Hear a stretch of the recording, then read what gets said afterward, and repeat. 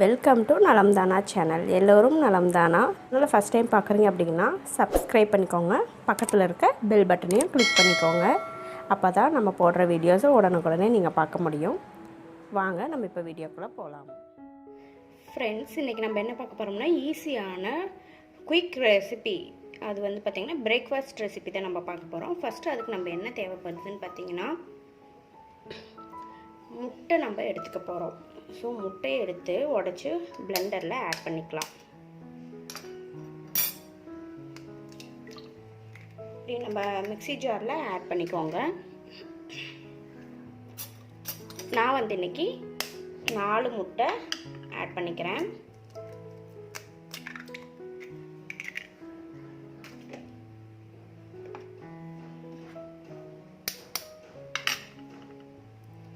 இப்போ 4 முட்டை ஆட் பண்ணிட்டேன்.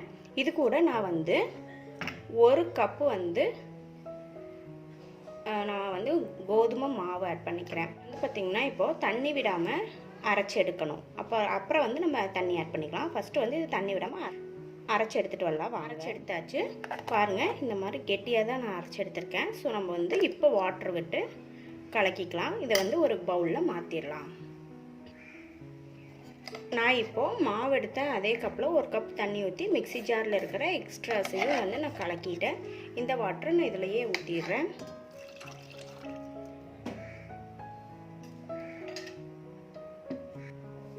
இப்போ வந்து கரைச்சிக்கலாம்.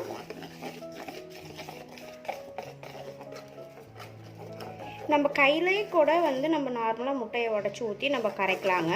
ஆனால் இந்த மாதிரி கெட்டி இல்லாமல் வராது. ஸோ அந்த மாவு வந்து கெட்டியாக இருக்கும். ஸோ இப்படி மிக்சியில் போட்டு கரைக்கும் போது நமக்கு இந்த மாதிரி நல்லா தண்ணியாட்ட இந்த கட்டிகள் பெருசாக வராதுங்க. அதனால தான் இப்படி கரைச்சிக்கிறோம். இது வந்து நல்லா தண்ணியாட்டவே கலக்கிக்கலாம். கெட்டியாக இருந்ததுன்னா நமக்கு நல்லா இருக்காது. ஸோ இந்த கன்சிஸ்டன்சி பாருங்கள். இனிமேல் கூட தண்ணி கொஞ்சம் ஆட் பண்ணிக்கலாம். எகெயின் நான் கொஞ்சம் தண்ணி ஆட் பண்ணிக்கிறேன்.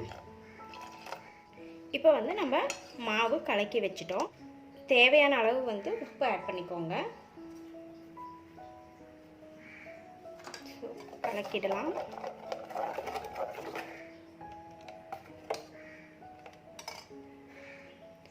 அடுத்தது வந்து பார்த்திங்கன்னா கேரட், பச்சை மிளகாய் வந்து நான் நல்லா சாப் பண்ணி வச்சுருக்கேன். வாயில் படாத அளவுக்கு தான் நான் வந்து நல்லா சாப் பண்ணி வச்சுருக்கேன். குழந்தைகளுக்கு கொடுக்குற மாதிரி இருந்திங்கன்னா மிளகாய் வந்து ஆட் பண்ணிக்காதீங்க. கொஞ்சம் பெரிய குழந்தைகளாக இருந்தால் இப்படி கொடுக்கலாம், வெந்துடும், ஒன்றும் ப்ராப்ளம் இல்லை. கருவேப்பிலை தழை வந்து கட் பண்ணி வச்சுருக்கேன்.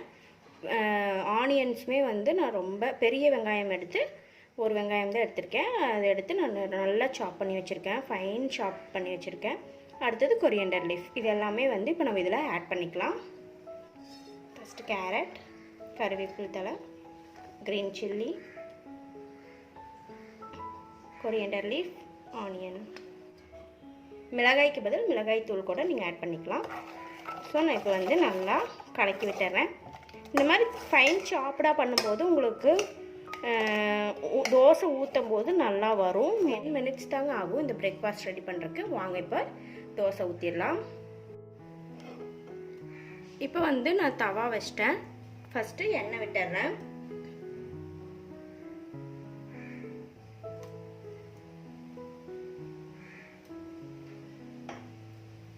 தவா காயட்டும்.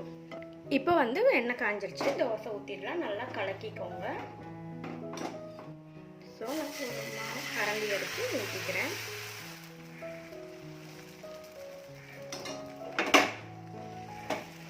ஸோ இந்த மாதிரி பண்ணி விடும்போது எல்லா பக்கமும் ஸ்ப்ரெட் ஆகிடும். வேணும்னா ஆயில் மேலேயும் ஆட் பண்ணிக்கலாம். வெறும் கோதுமை தோசை கூட இப்படி சாப்பிட்றதுக்கு இந்த மாதிரி சாப்பிடும்போது ரொம்ப டேஸ்டியாகவும் இருக்கும், ரொம்ப சாஃப்டாகவும் வருங்க. ஸோ இப்போ திரும்ப பார்க்கலாம். ஸோ பார்த்தீங்களா அப்படியே திரும்புது. போட்டுக்கலாம். இதுக்கு சட்னி எதுவும் தேவையில்லை, இப்படியே சாப்பிட்லாம், டேஸ்ட்டாக இருக்கும். ஸோ 2 பக்கமும் நல்லா வேகட்டும். இது ரொம்ப சீக்கிரமாக செஞ்சிடலாங்க. மார்னிங் பிரேக்ஃபாஸ்ட், ஈவினிங் டின்னர் எதுக்காக இருந்தாலும் நம்ம ஈஸியாக செஞ்சிட முடியும். ரொம்ப டேஸ்ட்டாகவும் இருக்கும். So again திருப்பிக்கலாம்.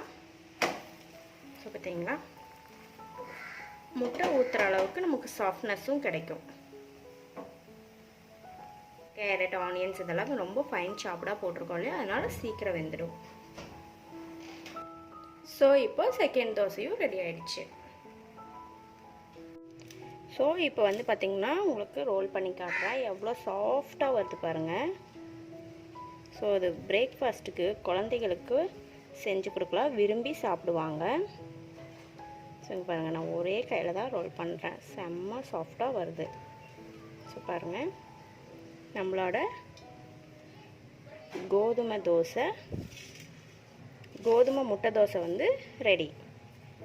ஸோ இங்கே பாருங்கள் எவ்வளோ சாஃப்ட்னஸ் இருக்குதுன்னு பாருங்கள். இந்த மாதிரி சாஃப்ட்னஸ் உங்களுக்கு பிச்சு காட்டுறேன்.